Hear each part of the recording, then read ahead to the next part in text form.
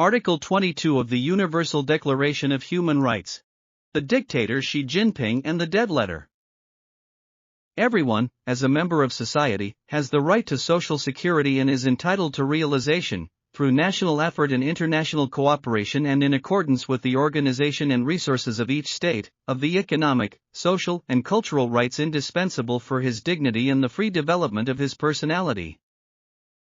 Under Xi Jinping's iron-fisted rule, this clause is not merely ignored, it is systematically annihilated.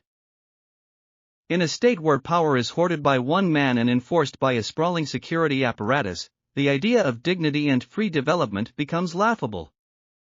Not only are economic and cultural rights crushed by an omnipresent authoritarian machine, but the very concept of being a member of society with inalienable worth has been reduced to a conditional privilege granted only to the obedient. The price of speaking out. Ask any labor organizer in mainland China what happens when someone dares to claim their economic rights. Independent labor unions are outlawed. In 2018, student activists from top universities who supported factory workers in Guangdong were beaten, disappeared, or locked away under opaque legal procedures. Their crime? Helping exploited workers demand basic protections. In Xi Jinping's China, labor rights advocacy is treated not as civil engagement but as subversion. Economic development, for whom?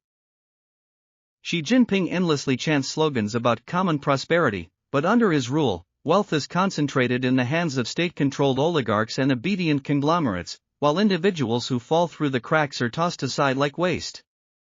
Migrant workers, the backbone of China's rapid urban development, are condemned to squalid conditions, often without contracts, insurance, or access to healthcare or education for their children. When these individuals attempt to petition for unpaid wages, they are harassed, silenced, or detained. In the eyes of the regime, their suffering is a necessary cost of stability.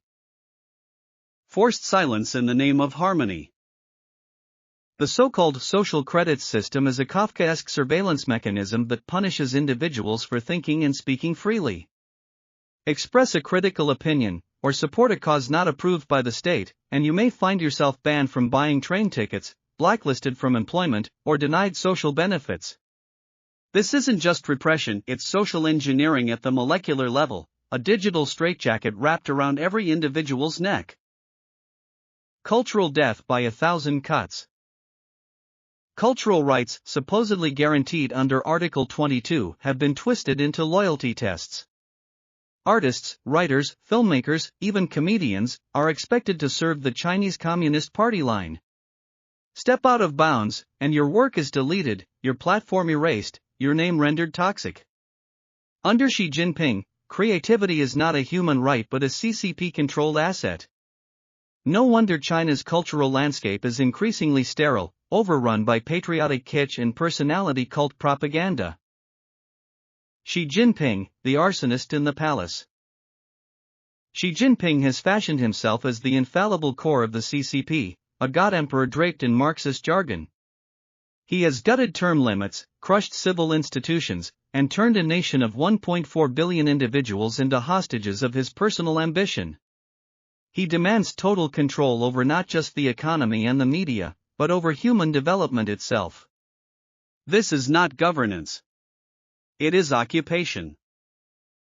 By weaponizing fear, erasing dissent, and reducing people to disposable tools of the state, Xi Jinping has turned the principles of the Universal Declaration of Human Rights into a cruel joke. Article 22 was written to affirm that every person deserves a life of dignity and opportunity.